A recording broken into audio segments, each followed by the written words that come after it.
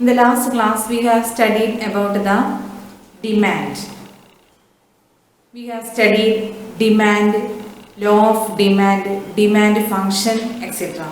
അവസാനത്തെ ക്ലാസ്സിൽ നമ്മൾ പഠിച്ചത് ഡിമാൻഡ് എന്താണ്, ലോ ഓഫ് ഡിമാൻഡ് എന്താണ്, ഡിമാൻഡ് കർവ് അല്ലെങ്കിൽ ഡിമാൻഡ് ഫംഗ്ഷൻ എന്താണ്, ഡിമാൻഡ് കർവ് എങ്ങനെയാണ് കിട്ടുക എന്നൊക്കെയാണ് പഠിച്ചത്. ഡിമാൻഡ് ഫംഗ്ഷൻ നമ്മൾ പഠിച്ചത് ഓർമ്മയുണ്ടായിരിക്കും. Q is the function of P. അതായിരുന്നു ഡിമാൻഡിൻ്റെ ഫംഗ്ഷൻ. എന്താണ് ഡിമാൻഡ് നമ്മൾ ആദ്യമേ പഠിച്ചിട്ടുണ്ടായിരുന്നു. Demand is a desire backed by willingness to pay and ability to pay. പിന്നെ ലോ ഓഫ് ഡിമാൻഡ് നമ്മൾ പഠിച്ചിട്ടുണ്ടായിരുന്നു. ലോ ഓഫ് ഡിമാൻഡ് എന്ന് പറഞ്ഞാൽ എന്താ? Other things remaining the same there is inverse relation between quantity demanded and price of the commodity. മറ്റു കാര്യങ്ങളെല്ലാം സ്ഥിരമായി നിൽക്കുകയാണെങ്കിൽ പ്രൈസും ഡിമാൻഡും അല്ലെങ്കിൽ പ്രൈസും ഡിമാൻഡ് ചെയ്യുന്നതിൻ്റെ അളവും തമ്മിലുള്ള ബന്ധം എന്ന് പറയുന്നത് വിപരീത ബന്ധമായിരിക്കും. ഇതിൻ്റെ ബേസിലാണ് നമ്മൾ ഫംഗ്ഷൻ പഠിച്ചു. Demand function Q is equal to function of P എന്ന ഫംഗ്ഷൻ നമ്മൾ പഠിച്ചിട്ടുണ്ടായിരുന്നു. ഇന്നത്തെ ക്ലാസ്സിൽ ആ ഫംഗ്ഷനെ ബേസ് ചെയ്ത് കഴിഞ്ഞാൽ അല്ലെങ്കിൽ ആ ഫംഗ്ഷനെ ബേസ് ചെയ്തിട്ട് നമുക്ക് എങ്ങനെ ഡിമാൻഡ് കർവ് വരയ്ക്കാം എന്നാണ് നമ്മൾ നോക്കുന്നത്. നമ്മൾ കഴിഞ്ഞ ദിവസം പറഞ്ഞു വെച്ചിട്ടുണ്ടായിരുന്നു ഡിമാൻഡ് കർവ് എന്ന് പറഞ്ഞാൽ ഡൗൺവാർഡ് സ്ലോപ്പിംഗ് ആയിട്ടുള്ളൊരു കർവാണ്. ഡൗൺവാർഡ് സ്ലോപ്പിംഗ് എന്ന് പറഞ്ഞാൽ നമുക്ക് ആദ്യമേ അറിയാം വിപരീത ബന്ധമാണ് ഡിമാൻഡും പ്രൈസും തമ്മിൽ ഉള്ളത്. വിപരീത ബന്ധമുള്ള ഏത് കർവ് വരയ്ക്കുകയാണെങ്കിലും എപ്പോഴും നമുക്ക് ലെഫ്റ്റ് സൈഡിൽ നിന്നും റൈറ്റ് സൈഡിലേക്ക്, ഇടതുവശത്തു നിന്നും വലതുവശത്തേക്ക് താഴേക്ക് ചെരിഞ്ഞു നിൽക്കുന്ന ഒരു കർവായിരിക്കും കിട്ടുക.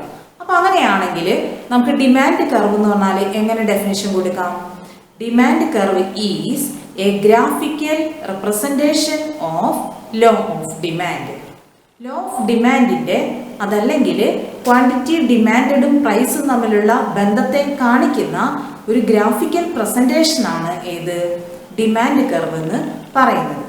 ഈ ഡിമാൻഡ് കർവ് ഇടത്തു നിന്ന് വലത്തോട്ട് താഴേക്ക് ചെരിഞ്ഞു നിൽക്കുന്നു. കഴിഞ്ഞ ദിവസം നമ്മളത് വരച്ചിട്ടുണ്ടായിരുന്നു.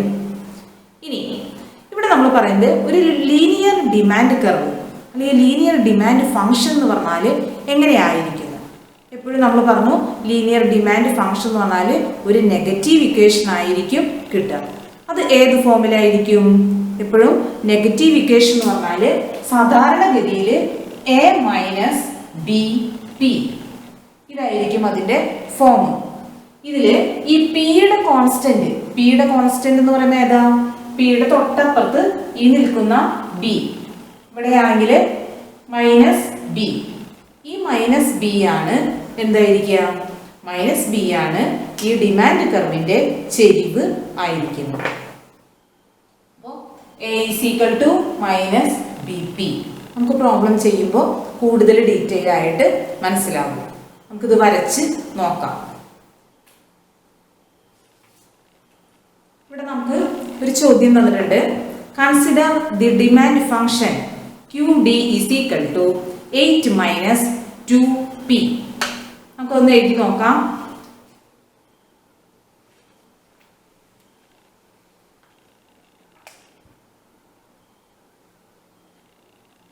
QD is equal to 8 minus 2P. അതിൻ്റെ കൺസ്ട്രെയിൻറ്റ് അതിൻ്റെ ലിമിറ്റേഷൻ ഒപ്പം തന്നിട്ടുണ്ട്.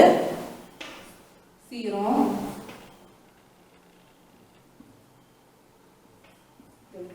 4. ഇനി QD is equal to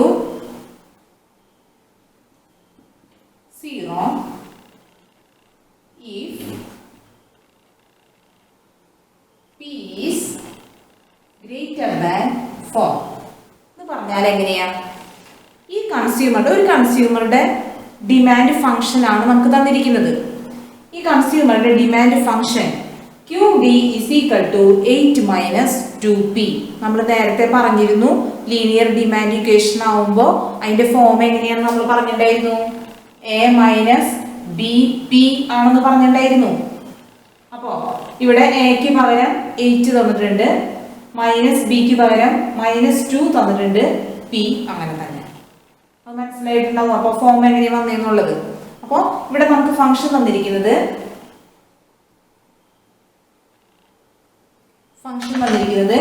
8 minus 2p. അപ്പോൾ ഇയാളുടെ ഡിമാൻഡ് കർവ് വരയ്ക്കുമ്പോൾ അതിന്റെ ചെരിവ് അതല്ലെങ്കിൽ സ്ലോപ്പ് എന്ന് പറഞ്ഞാൽ എത്രയായിരിക്കും? ഈ പിയുടെ കോൺസ്റ്റന്റ് എന്ന് പറഞ്ഞാൽ ഇവിടെ -2. അപ്പൊ ഇയാളുടെ ഡിമാൻഡ് കർവിന്റെ സ്ലോപ്പ് എന്ന് പറയുന്നത്, ചെരിവ് എന്ന് പറയുന്നത് സ്ലോപ്പ് ഈസ് ഈക്വൽ ടു -2. ഇനി ഇവിടെ 3 ആയിരുന്നു എന്ന് വിചാരിക്കാം. അപ്പൊ എത്രയായിരിക്കും അവിടുത്തെ സ്ലോപ്പ്? -3 ആയിരിക്കും. അപ്പോൾ ഇവിടെ ചോദ്യത്തിൽ നമുക്ക് 2 ആണ് തന്നിരിക്കുന്നത്. അപ്പോൾ 8 മൈനസ് 2p. അയാളുടെ പരിധി തന്നിട്ടുണ്ട്. p is greater than or equal to 0 and less than or equal to 4 എന്ന് പറഞ്ഞാൽ എന്താ? പ്രൈസ്. p എന്ന് പറഞ്ഞാൽ പ്രൈസ്. പ്രൈസ് 0 അതിനേക്കാൾ വലുതോ ആയിരിക്കണം. ഒപ്പം തന്നെ 4 അതിനേക്കാൾ കുറവോ ആണെങ്കിൽ മാത്രമേ ഇയാള് ഈ ഫംഗ്ഷൻ വെച്ചിട്ട് ആ പ്രോഡക്റ്റ് വാങ്ങാനായിട്ട് ഉദ്ദേശിക്കുന്നുള്ളൂ. ഇനി QD is equal to 0. അയാളുടെ ഡിമാൻഡ് 0 ആകും എപ്പോ? if p is greater than 4. Price 4നേക്കാൾ കൂടുതലാണ് എങ്കിൽ അയാളുടെ ഡിമാൻഡ് 0 ആകും. ഏറ്റവും ചുരുക്കി പറയുകയാണെങ്കിൽ എങ്ങനെ പറയാം? 4 രൂപയേക്കാൾ താഴെയാണെങ്കിൽ മാത്രമേ അയാൾ ആ പ്രോഡക്റ്റ് വാങ്ങാനായിട്ട് ഉദ്ദേശിക്കുന്നുള്ളൂ. അങ്ങനെയാണ് എങ്കിൽ അയാളുടെ ഫംഗ്ഷൻ 8 മൈനസ് 2p ആണ്.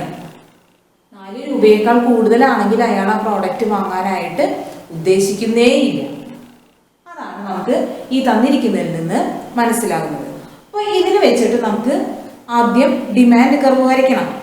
ഡിമാൻഡ് കർവ് വരയ്ക്കണമെങ്കിൽ ആദ്യം എന്ത് കിട്ടണം? നമുക്കൊരു ഷെഡ്യൂൾ കിട്ടണം, ഒരു ടേബിൾ കിട്ടണം, ഒരു പട്ടിക കിട്ടണം.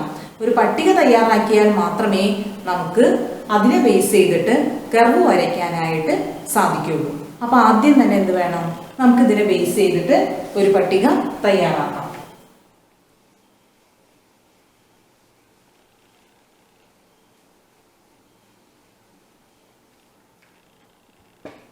അപ്പൊ നമുക്ക് ആദ്യത്തെ കോളത്തിന് പ്രൈസ് എന്ന് കൊടുക്കാം, പി. ആദ്യത്തെ കോളത്തിന് നമ്മൾ പ്രൈസ് എന്ന് കൊടുത്തു. രണ്ടാമത്തെ കോളത്തിൽ അയാളുടെ ക്വാണ്ടിറ്റി ആണ് നമ്മൾ കൊടുത്തിരിക്കുന്നത്. QD is equal to 8 minus 2p. അതാണല്ലോ അയാളുടെ ഫംഗ്ഷൻ. ഇനി നമുക്ക് പ്രൈസ് നമ്മൾ പറഞ്ഞിട്ടുണ്ടായിരുന്നു 4 രൂപയേക്കാൾ കുറവാണെങ്കിൽ മാത്രമേ ഇയാൾ വാങ്ങാനായിട്ട് ഉദ്ദേശിക്കുന്നുള്ളൂ. അപ്പൊ നമുക്ക് 4 രൂപ വരേക്ക് മാക്സിമം പ്രൈസ് കൊടുക്കാനായിട്ട് പറ്റുള്ളൂ. അപ്പൊ നമ്മൾ എങ്ങനെ കൊടുക്കും? 0 1 2 3 4.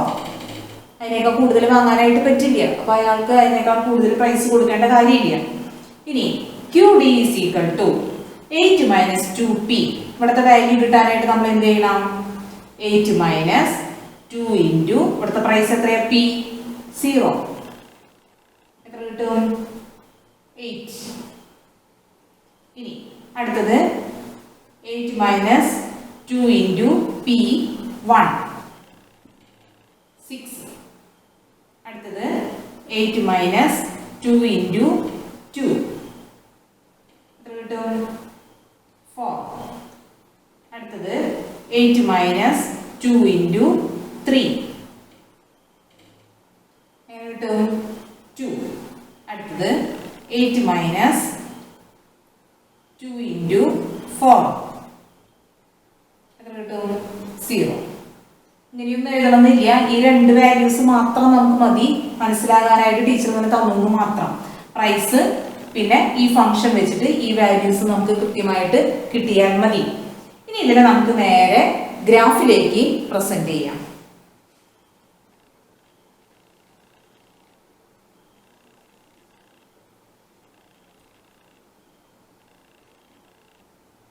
ഇതിന്റെ എക്സ് ആക്സിസിൽ നമ്മൾ കൊടുക്കുന്നത് ക്വാണ്ടിറ്റി,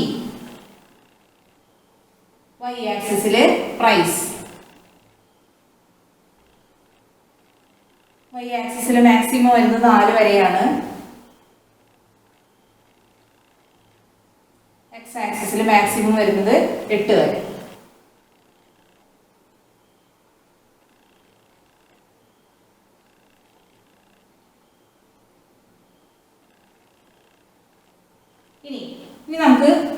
മാർക്ക് ചെയ്യാം. Price 0, quantity 8. Price 0, quantity 8. അവിടെ നമ്മൾ മാർക്ക് ചെയ്തു. Price 1, quantity 6. Price 1, quantity 6 mark ചെയ്തു. Price 2, quantity 4.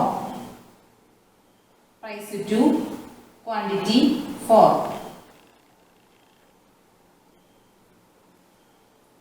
Price 3, quantity 2. Price 3, quantity 2. Price 4, quantity 0. Price 4, quantity 0. ഇങ്ങനെ കിട്ടി. ഇനി ഈ പോയിന്റുകളെ നമ്മൾ യോജിപ്പിക്കുക. അപ്പൊ നമുക്ക് ഡിമാൻഡ് കർവ് കിട്ടി. അപ്പോൾ ഈ കൺസ്യൂമറുടെ ഡിമാൻഡ് കർവ് ആണ് ഇത്. ഇതിന്റെ ഷേപ്പ് എന്താ? Downward sloping curve from left to right. ഇടതുവശത്ത് നിന്നും വലത്തുവശത്തേക്ക് താഴേക്ക് ചെരിഞ്ഞു നിൽക്കുന്ന ഒരു കർവാണ് ഡിമാൻഡ് കർവ് എന്ന് നമുക്ക് മനസ്സിലായി.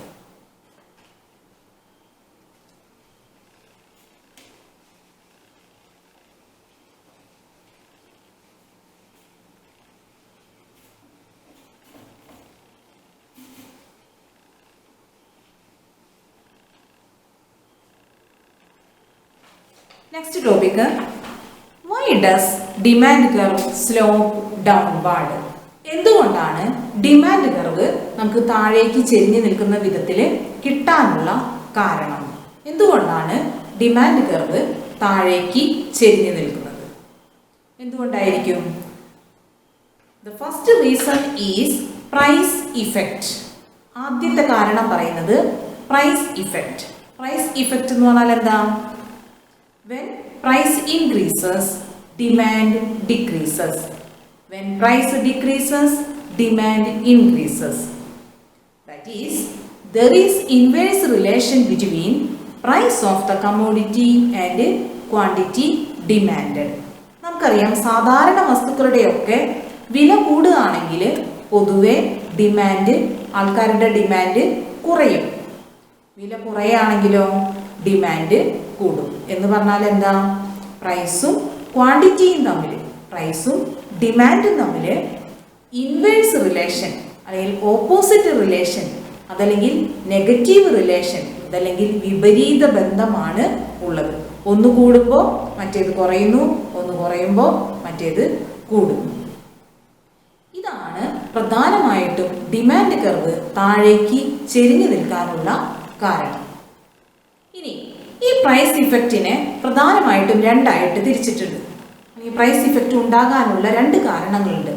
ഒന്നാമത്തേത് സബ്സ്റ്റിറ്റ്യൂഷൻ ഇഫക്റ്റ്. സബ്സ്റ്റിറ്റ്യൂഷൻ എന്ന് പറഞ്ഞാൽ എന്താ? പകരം വയ്ക്കാവുന്നത് അല്ലെങ്കിൽ പകരം ഉപയോഗിക്കാവുന്നത്. സബ്സ്റ്റിറ്റ്യൂഷൻ ഇഫക്റ്റ് നമുക്കറിയാം, ഒരുപാട് കമോഡിറ്റീസിന് സബ്സ്റ്റിറ്റ്യൂട്ട് ഗുഡ്സ് ഉണ്ട്, അതായത് പകരം ഉപയോഗിക്കാവുന്ന ഗുഡ്സ് ഉണ്ട്. അങ്ങനെ വരുമ്പോൾ ഒരു കമോഡിറ്റിയുടെ വില അല്ലെങ്കിൽ ഒരു വസ്തുവിൻ്റെ വില കൂടുമ്പോൾ സാധാരണഗതിയിൽ സാധാരണ ജനങ്ങളൊക്കെ സബ്സ്റ്റിറ്റ്യൂട്ട് ഗുഡിലേക്ക് മാറും. എന്ന് പറഞ്ഞാൽ പകരം ഉപയോഗിക്കാവുന്ന സാധനത്തിലേക്ക് മാറും. അപ്പോൾ ഈ വില കൂടിയ ഒന്നാമത്തെ കമോഡിറ്റിക്ക് എന്ത് സംഭവിക്കും? അതിൻ്റെ ഡിമാൻഡ് കുറയും. ഇതിനെയാണ് നമ്മൾ സബ്സ്റ്റിറ്റ്യൂഷൻ ഇഫക്റ്റ് എന്ന് പറയുന്നത്. ഇപ്പോൾ ടീ ആൻഡ് കോഫി, സാധാരണ എല്ലാവർക്കും ഇഷ്ടങ്ങളൊക്കെ നിർബന്ധങ്ങളും ഉണ്ടായിരിക്കും. അങ്ങനെയൊക്കെ ആണെങ്കിലും സാധാരണ ജനങ്ങളെ സംബന്ധിച്ചിടത്തോളം ടീയും കോഫിയും ചായയും കാപ്പിയും പകരം ഉപയോഗിക്കാവുന്ന വസ്തുക്കളാണ്.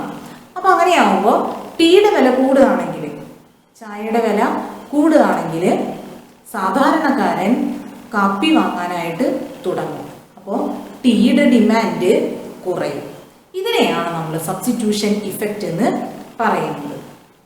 ഇനി മറ്റൊരു കാരണം ഇൻകം ഇഫക്റ്റ്. ഇൻകം ഇഫക്റ്റ് എന്ന് പറഞ്ഞാൽ എന്തായിരിക്കും? When price of a commodity decreases, the real income of the consumer increases. എന്ന് പറഞ്ഞാൽ എന്താ? ഒരു സാധനത്തിൻ്റെ വില കുറയാണ്. അപ്പം നമ്മുടെ കയ്യിൽ 100 രൂപയുണ്ട്. നമുക്ക് വാങ്ങാനുള്ള വസ്തുവിൻ്റെ വില 50 രൂപയാണെന്ന് വിചാരിക്കാം. അപ്പോൾ നമ്മളെ സംബന്ധിച്ചിടത്തോളം 2 യൂണിറ്റ് അല്ലെങ്കിൽ 2 എണ്ണം വാങ്ങാനായിട്ടേ പറ്റുള്ളൂ. കാരണം നമ്മൾ വാങ്ങാൻ ഉദ്ദേശിക്കുന്ന വസ്തുവിൻ്റെ വില 50 രൂപയാണ്, നമ്മുടെ കയ്യിലുള്ളതാകെ 100 രൂപയാണ്. അപ്പോൾ നമ്മൾ 2 എണ്ണം വാങ്ങി തൃപ്തിപ്പെടും. അതേസമയം ഈ സാധനത്തിൻ്റെ വില 50-ൽ നിന്നും 25 കുറഞ്ഞു എന്ന് വിചാരിക്കുക. അപ്പോൾ എന്താ സംഭവിക്കുക? അതേ 100 രൂപ ഉപയോഗിച്ച് നമുക്ക് 4 എണ്ണം വാങ്ങാനായിട്ട് പറ്റും. അതായത് നമ്മുടെ വരുമാനത്തിൽ ഒരു മാറ്റവും വന്നിട്ടില്ല, പക്ഷെ അങ്ങനെയാണെങ്കിൽ പോലും നമ്മുടെ റിയൽ ഇൻകം വർദ്ധിച്ചു. അതായത് സാധനത്തിൻ്റെ വില കുറഞ്ഞു, അതുകൊണ്ട് കൺസ്യൂമർക്ക് കൂടുതൽ അളവ് സാധനം അതേ വരുമാനം ഉപയോഗിച്ചുകൊണ്ട് തന്നെ വാങ്ങാനായിട്ട് പറ്റും. ഇതിനെയാണ് നമ്മൾ ഇൻകം ഇഫക്റ്റ് എന്ന് പറയുന്നത്.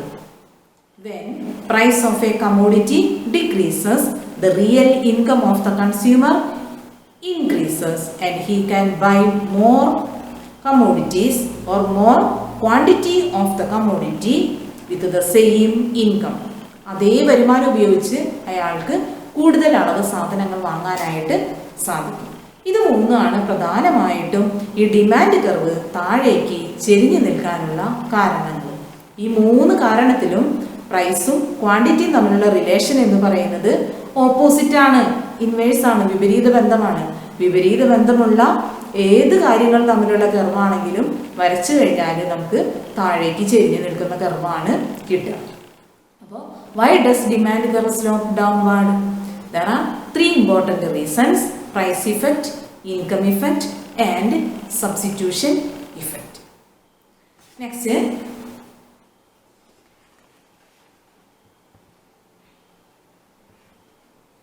factors determining demand for a commodity or determinant factors of demand.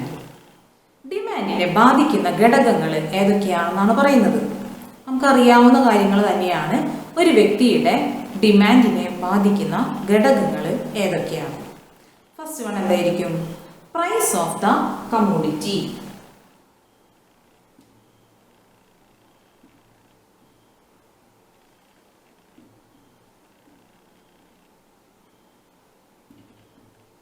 Price of the commodity, വസ്തുവിൻ്റെ വില.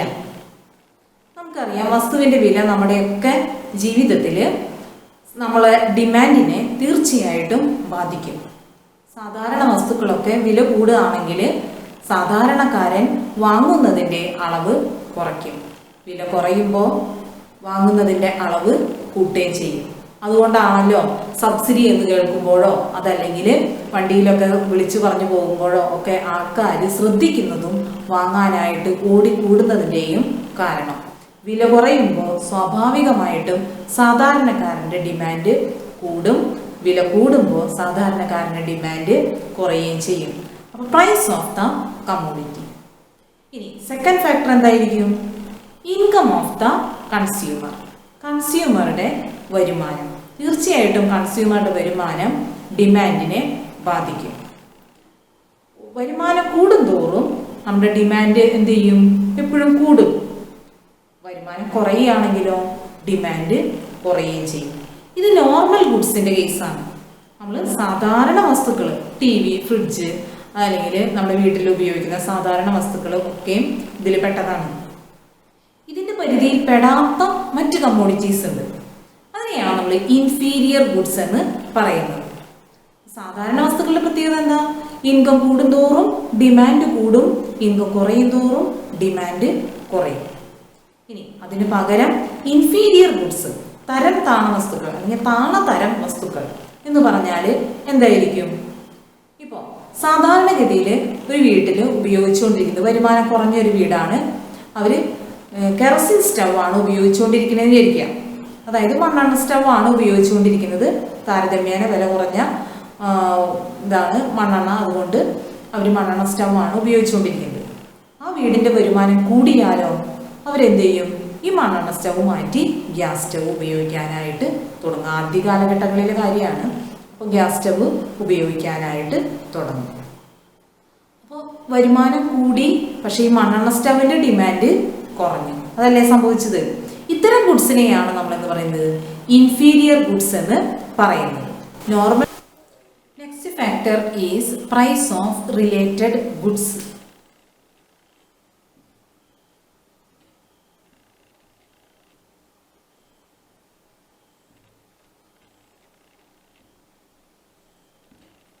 Price of related goods. നമുക്കറിയാം പലതരത്തിലുള്ള ഗുഡ്സ് ഉണ്ട് എന്ന് നമ്മൾ നേരത്തെ പറഞ്ഞിട്ടുണ്ടായിരുന്നു. നോർമൽ ഗുഡ്സ് ഉണ്ട്, ലക്ഷൂറിയസ് ഗുഡ്സ് ഉണ്ട്, സബ്സ്റ്റിറ്റ്യൂട്ട് ഗുഡ്സ് ഉണ്ട്, കോംപ്ലിമെൻ്ററി ഗുഡ്സ് ഉണ്ട്, അങ്ങനെ പലതരത്തിൽ ഗുഡ്സ് ഉണ്ട്. അതിൽ സബ്സ്റ്റിറ്റ്യൂട്ട് ഗുഡ് നമ്മൾ നേരത്തെ പറഞ്ഞു. സബ്സ്റ്റിറ്റ്യൂട്ട് ഗുഡ് എന്ന് പറഞ്ഞാൽ എന്താ? ഒന്നിന് പകരം ഉപയോഗിക്കാവുന്ന ഗുഡ്സ്, അതിനെയാണ് നമ്മൾ സബ്സ്റ്റിറ്റ്യൂട്ട് ഗുഡ്സ് എന്ന് പറയുന്നത്. ടീ ആൻഡ് കോഫി, അങ്ങനെ സബ്സ്റ്റിറ്റ്യൂട്ട് ഗുഡ് ഉള്ള പ്രോഡക്റ്റ് ആണോ എന്നതുള്ളത് തീർച്ചയായും നമ്മുടെ ഡിമാൻഡിനെ ബാധിക്കും. സബ്സ്റ്റിറ്റ്യൂട്ട് ഗുഡ് ഉള്ള പ്രോഡക്റ്റ് ആണെങ്കിൽ എന്താ സംഭവിക്കുക? പ്രോഡക്റ്റിൻ്റെ വില കൂടിയാൽ ജനങ്ങൾ സാധാരണഗതിയിൽ സബ്സ്റ്റിറ്റ്യൂട്ട് ഗുഡിലേക്ക് ഷിഫ്റ്റ് ചെയ്യും, അല്ലെങ്കിൽ സബ്സ്റ്റിറ്റ്യൂട്ട് ഗുഡ് വാങ്ങി ഉപയോഗിക്കാനായിട്ട് തുടങ്ങും. അങ്ങനെ വരുമ്പോൾ ഈ വില കൂടിയ വസ്തുവിൻ്റെ ഡിമാൻഡ് കുറയുകയും ചെയ്യും. ഇനി കോംപ്ലിമെൻ്ററി ഗുഡ്സ്. കോംപ്ലിമെൻ്ററി ഗുഡ്സ് എന്ന് പറഞ്ഞാൽ എന്താ? ഒന്നിച്ച് ഉപയോഗിക്കാവുന്നത് പൂരക വസ്തുക്കൾ എന്ന് പറഞ്ഞാൽ കാർ ആൻഡ് പെട്രോൾ എന്ന് പറഞ്ഞാൽ എന്താ? കാറിൻ്റെ ഡിമാൻഡ് കൂടുന്തോറും സ്വാഭാവികമായിട്ടും പെട്രോളിൻ്റെ ഡിമാൻഡും കൂടും. ഒന്നിച്ച് ഉപയോഗിക്കുന്ന വസ്തുക്കളാണ്. അപ്പോൾ അത്തരം ഗുഡ്സിനെയാണ് നമ്മൾ കോംപ്ലിമെൻ്ററി ഗുഡ്സ് എന്ന് പറയുന്നത്. അപ്പോൾ ഈ പ്രൈസ് ഓഫ് റിലേറ്റഡ് ഗുഡ്സ് എന്ന് പറഞ്ഞാൽ റിലേറ്റഡ് ഗുഡ്സിൻ്റെ പ്രൈസും ഏതിനെ ബാധിക്കും? ഡിമാൻഡിനെ ബാധിക്കും. അപ്പോൾ 3 കാര്യങ്ങളാണ് നമ്മൾ പറഞ്ഞത്. ഡിമാൻഡിനെ ബാധിക്കുന്ന ഘടകങ്ങൾ: price of the commodity, income of the consumer and price of related goods. Next factor is taste and preferences of the consumer. നമുക്കറിയാം നമ്മുടെ എല്ലാവരുടെയും ഡിമാൻഡിനെ ബാധിക്കുന്നത് നമ്മുടെ ഇഷ്ടങ്ങളും താല്പര്യങ്ങളും ഒക്കെയാണ്. അപ്പോൾ നമ്മുടെ ഇഷ്ടത്തിനനുസരിച്ച്, അല്ലെങ്കിൽ നമ്മുടെ ഓരോരുത്തരുടെയും ഇഷ്ടങ്ങളും താല്പര്യങ്ങളും ഡിഫറൻ്റ് ആണ്. ഈ ഇഷ്ടങ്ങളും താല്പര്യങ്ങളും തീർച്ചയായിട്ടും നമ്മുടെ ഡിമാൻഡിനെയും ബാധിക്കും. അപ്പോൾ ഈ 4 ഫാക്ടേഴ്സാണ് പ്രധാനമായിട്ടും ഡിമാൻഡിനെ ബാധിക്കുന്ന ഘടകങ്ങൾ, അതല്ലെങ്കിൽ ഡിറ്റർമിനൻസ് ഓഫ് ഡിമാൻഡ് എന്ന് പറഞ്ഞാൽ. ഏതൊക്കെയാണ്? Price of the commodity, income of the consumer, price of related goods and last one taste and preferences of the consumer.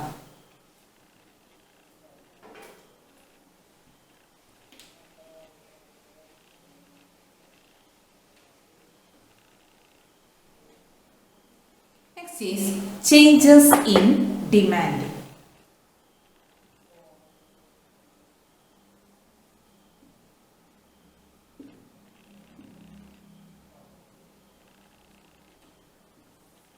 Demand കർവിൽ വരുന്ന മാറ്റങ്ങൾ ഏതൊക്കെയാണെന്നാണ് പറയുന്നത്. There are 2 types of changes in demand. പ്രധാനമായിട്ടും 2 തരത്തിലാണ് changes of demand ഉള്ളത്. ഏതൊക്കെയാണ്? ആദ്യത്തേത് movement along the demand curve. Demand കർവിൽ തന്നെ വരുന്ന മാറ്റങ്ങൾ, അതാണ് നമ്മൾ ആദ്യം പഠിക്കുന്നത്. ഡിമാൻഡ് കർവിൽ തന്നെ വരുന്ന മാറ്റങ്ങൾ, movement along the demand curve. അതിൽ ഫസ്റ്റ് വൺ ആണ് എക്സ്പാൻഷൻ ഓഫ് ഡിമാൻഡ്.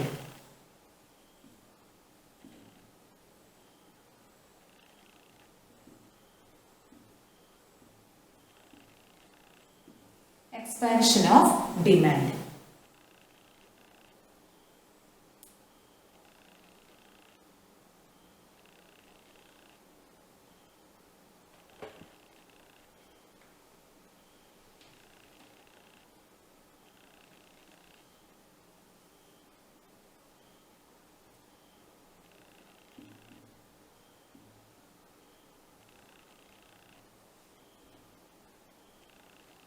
ഇതാണ് ഇവിടുത്തെ ഡിമാൻഡ് കർവ്. ഇനി when price is OP, P ആണ് പ്രൈസിനെ ഇരിക്കുക. Quantity is ON. When price decreases from OP to OP1, quantity demanded increases from ON to ON1. Price OP ആണെങ്കിൽ quantity ON ആണ്. O പിയിൽ നിന്നും O P 1 ആയിട്ട് കുറഞ്ഞപ്പോൾ quantity O എന്നിൽ നിന്നും O N 1 ആയിട്ട് കൂടി എന്ന് പറഞ്ഞാൽ ഡിമാൻഡ് ഈ പോയിന്റിൽ നിന്നും എയിൽ നിന്നും ബിയിലേക്ക് ഷിഫ്റ്റ് ചെയ്തു. ഒരേ ഡിമാൻഡ് കർവിൽ തന്നെയാണ് മാറ്റം സംഭവിച്ചിട്ടുള്ളത്. ഡിമാൻഡ് കൂടി. ഇതിനെയാണ് നമ്മൾ എന്ത് പറയുന്നത്? എക്സ്പാൻഷൻ ഓഫ് ഡിമാൻഡ് എന്ന് പറയുന്നത്. Next, contraction of demand.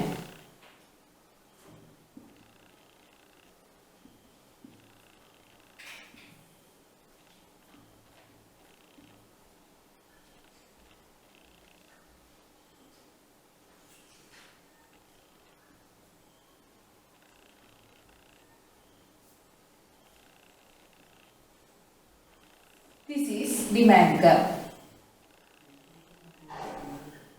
When price is OP, quantity is ON. When price increases from OP to OP1, quantity decreases from ON to ON1. Price O P ആയിരുന്നപ്പോൾ quantity O N ആണ്. Price O പിയിൽ നിന്നും O P 1 ആയിട്ട് കൂടിയപ്പോൾ quantity O എന്നിൽ നിന്നും O N 1 ആയിട്ട് കുറഞ്ഞു. എന്ന് പറഞ്ഞാൽ പ്രൈസ് കൂടിയത് കൊണ്ട് ക്വാണ്ടിറ്റി കുറഞ്ഞു, പ്രൈസ് കൂടിയത് കൊണ്ട് ഡിമാൻഡ് കുറഞ്ഞു. ഇതിനെയാണ് ഈ ആദ്യം ഈ എയിൽ നിന്നും ബിയിലേക്കുള്ള മാറ്റം, ഈ കുറവിനെയാണ് നമ്മൾ എന്ത് പറയുന്നത്? കോൺട്രാക്ഷൻ ഓഫ് ഡിമാൻഡ് എന്ന് പറയുന്നത്. രണ്ടിൻ്റെയും പ്രത്യേകത നോക്കിയാൽ അറിയാം, രണ്ട് മാറ്റങ്ങളും സംഭവിച്ചിട്ടുള്ളത് ഒരേ ഡിമാൻഡ് കർവിലാണ്. ഒരേ ഡിമാൻഡ് കർവിൽ തന്നെയാണ് എക്സ്പാൻഷനും കോൺട്രാക്ഷനും ഉണ്ടായിട്ടുള്ളത്. രണ്ടിൻ്റെയും കാരണം എന്താണ്? Change in price of the commodity. അപ്പോൾ നമുക്ക് എങ്ങനെ പറയാം? Movement along the demand curve is due to change in price of the commodity, or expansion of demand and contraction of demand is due to change in price of the commodity. പ്രൈസിൽ വരുന്ന മാറ്റം കൊണ്ടാണ് എക്സ്പാൻഷനും കോൺട്രാക്ഷനും സംഭവിക്കുന്നത്. ഇനി അടുത്ത മാറ്റം shift in demand curve. Demand curve തന്നെ മൊത്തത്തിൽ ഷിഫ്റ്റ് ചെയ്യാണ്.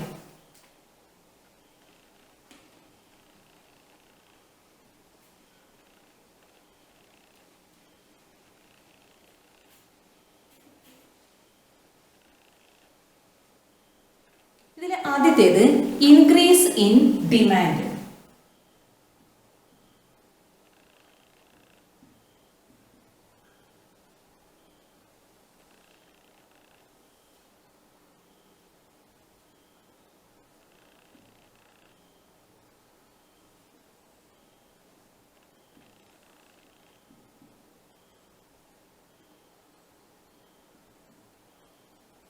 This is the demand curve. Price is OP. In this case, demand curve changes due to factors other than price. Price ഒഴികെയുള്ള മറ്റ് ഫാക്ടേഴ്സ്. പ്രൈസ് ഒഴികെ നമ്മൾ കുറച്ച് ഫാക്ടേഴ്സ് പഠിച്ചിട്ടുണ്ടായിരുന്നു. ഡിമാൻഡിനെ ബാധിക്കുന്ന ഘടകങ്ങൾ ഏതൊക്കെയാണ് നമ്മൾ പഠിച്ചത്? ആദ്യത്തേത് പ്രൈസ് ഓഫ് ദ കമ്മോഡിറ്റി, രണ്ടാമത്തേത് ഇൻകം ഓഫ് ദ കൺസ്യൂമർ, മൂന്നാമത്തേത് പ്രൈസ് ഓഫ് റിലേറ്റഡ് ഗുഡ്സ്, നാലാമത്തേത് taste and preferences of the consumer. അപ്പോൾ ആദ്യത്തെ പ്രൈസ് ഓഫ് ദ കമ്മോഡിറ്റി കൊണ്ടുള്ള രണ്ട് മാറ്റങ്ങൾ നമ്മൾ നേരത്തെ പറഞ്ഞു, എക്സ്പാൻഷൻ ഓഫ് ഡിമാൻഡും കോൺട്രാക്ഷൻ ഓഫ് ഡിമാൻഡും. ഇനി change in demand due to factors other than price. Price ഒഴികെയുള്ള മറ്റ് മൂന്ന് ഫാക്ടേഴ്സ് ഏതൊക്കെയാ? Price of related goods, taste and preferences of the consumer, income of the consumer. ഈ മൂന്ന് കാരണങ്ങൾ കൊണ്ട് ഡിമാൻഡ് കർവിൽ വരുന്ന മാറ്റമാണ് നമ്മളിവിടെ പറയുന്നത്. ആദ്യത്തേത് increase in demand. When price is OP, quantity is ON. Demand curve changes or demand increases as D1 D1. At the same time, price is remain constant OP. Quantity demanded is ON1. Price O P ആണ് എപ്പോഴും. ഈ demand കർവിലാണെങ്കിലും price സ്ഥിരമായി നിൽക്കുകയാണ്, O P ആണ്. Quantity ആദ്യം O N ആയിരുന്നു, പിന്നീട് അത് കൂടി ON1 ആയിട്ട് കൂടി. ഡിമാൻഡ് കർവ് ഇവിടെ നിന്നും റൈറ്റിലേക്ക് ഷിഫ്റ്റ് ചെയ്തു, ഡിമാൻഡ് അപ്പോൾ കൂടുകയും ചെയ്തു. ഇതിനെയാണ് നമ്മൾ എന്താ പറയുന്നത്, ഇൻക്രീസ് ഇൻ ഡിമാൻഡ്. ഇതിന്റെ കാരണം എന്താ? The reason is due to factors other than price. Price ഒഴികെയുള്ള മറ്റു ഫാക്ടേഴ്സിൽ വരുന്ന മാറ്റം കൊണ്ടാണ് ഇത് സംഭവിക്കുന്നത്. നെക്സ്റ്റ്, ഇതിന്റെ നേരെ opposite decrease in demand.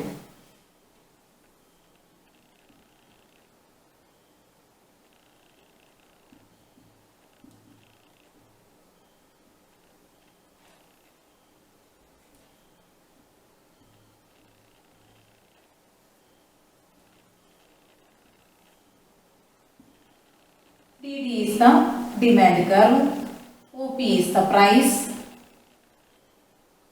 quantity is ON. D1 is the new demand curve, price is same as OP, quantity decreases from ON to ON1. Price രണ്ട് ഡിമാൻഡ് കർവിലും, DD എന്ന ഡിമാൻഡ് കർവിലും D1 എന്ന ഡിമാൻഡ് കർവിലും price സ്ഥിരമാണ്, OP. അതിന് മാറ്റമൊന്നുമില്ല.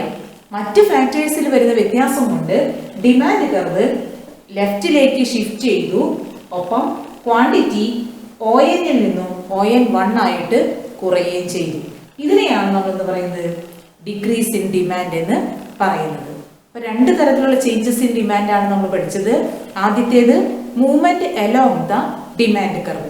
അതിൽ രണ്ട് സബ് ഡിവിഷൻ ഉണ്ട്, എക്സ്പാൻഷൻ ഓഫ് ഡിമാൻഡും കോൺട്രാക്ഷൻ ഓഫ് ഡിമാൻഡും. രണ്ടാമത്തേത് shift in demand.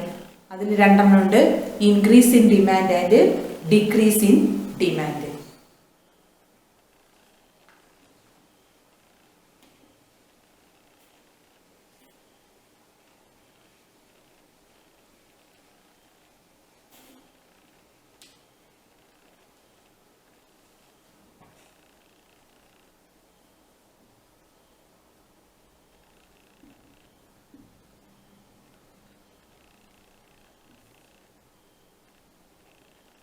Next topic is market demand.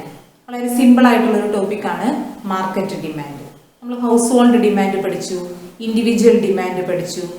ഇനി മാർക്കറ്റ് ഡിമാൻഡ് എന്തായിരിക്കും? മാർക്കറ്റ് ഡിമാൻഡ് എന്ന് പറഞ്ഞാൽ ഒരു മാർക്കറ്റിലുള്ള എല്ലാ കൺസ്യൂമേഴ്സിൻ്റെയും എല്ലാ ഹൗസ് ഹോൾഡ്സിൻ്റെയും ഡിമാൻഡിനെ കൂട്ടിച്ചേർത്ത് ഒന്നിച്ച് പറയുന്നതിനെയാണ് നമ്മൾ എന്ന് പറയുന്നത് മാർക്കറ്റ് ഡിമാൻഡ് എന്ന് പറയുന്നത്. Market demand is the total demand of all households or all consumers in the market. ഒരു മാർക്കറ്റിൽ എക്സിസ്റ്റ് ചെയ്യുന്ന എല്ലാ ഹൗസ് ഹോൾഡ്സിൻ്റെയും മൊത്തം ഡിമാൻഡിനെയാണ് മാർക്കറ്റ് ഡിമാൻഡ് എന്ന് പറയുന്നത്. അപ്പം നമുക്ക് അതിൻ്റെ ഒരു പ്രോബ്ലം ചെയ്തു നോക്കാം.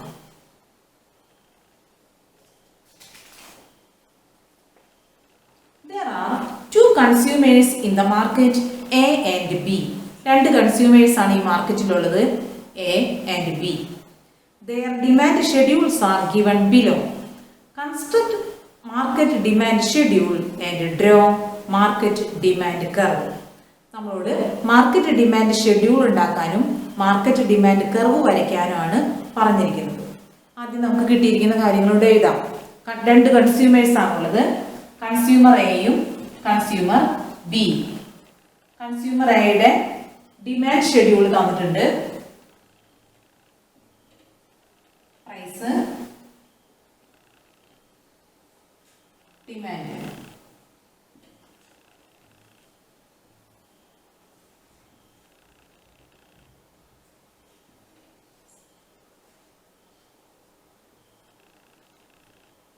അതുപോലെ തന്നെ കൺസ്യൂമർ ബിയുടെയും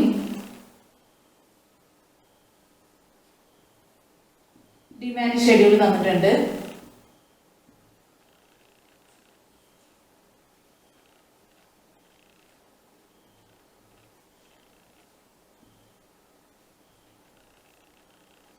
നമ്മളോട് പറയാണ് മാർക്കറ്റ് ഡിമാൻഡ് ഷെഡ്യൂൾ ഉണ്ടാക്കാം.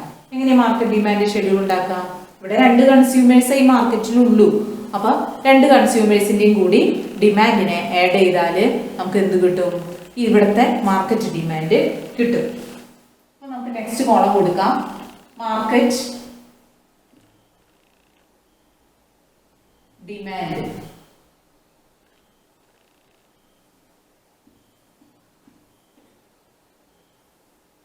Price, quantity. പ്രൈസ് സെയിം ആണ് രണ്ടിടത്തും, 1 2 3.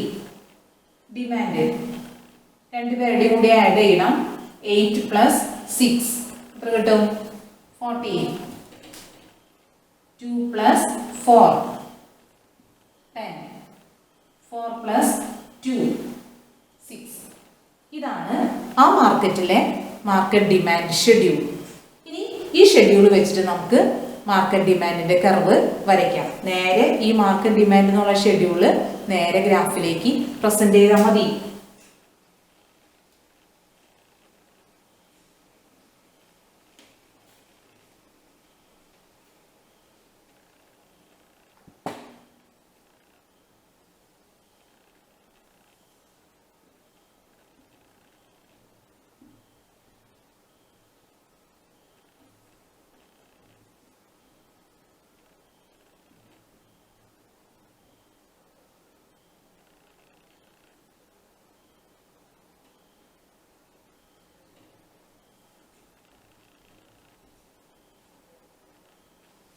പ്രൈസ് 1ന് നേരെ ക്വാണ്ടിറ്റി 14.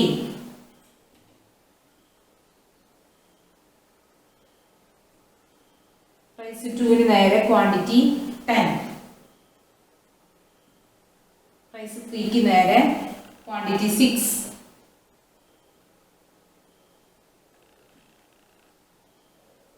ഇതിനെയാണ് നമ്മൾ ഇവിടുത്തെ ഈ മാർക്കറ്റിലെ മാർക്കറ്റ് ഡിമാൻഡ് എന്ന് പറയുന്നത്.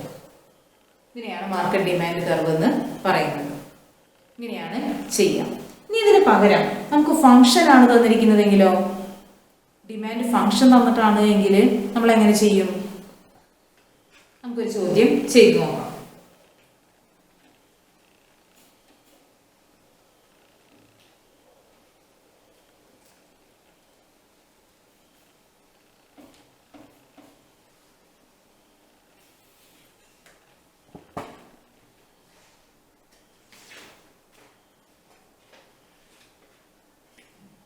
Consider the following market demand functions. 2 consumers തന്നെയാണ്. ഈ 2 കൺസ്യൂമേഴ്സിൻ്റെയും ഫംഗ്ഷൻ നമുക്ക് തന്നിട്ടുണ്ട്. ആദ്യത്തെ കൺസ്യൂമറുടെ ഫംഗ്ഷൻ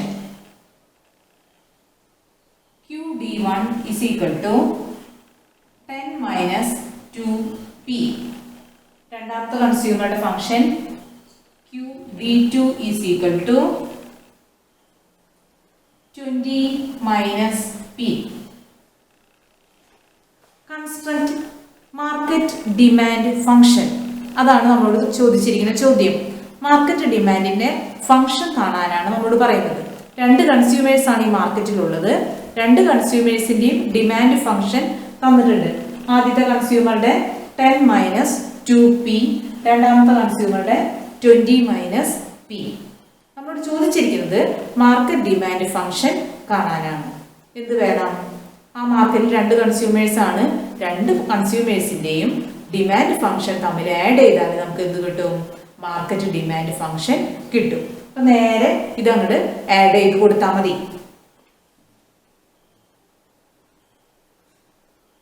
മാർക്കറ്റ് ഡിമാൻഡ്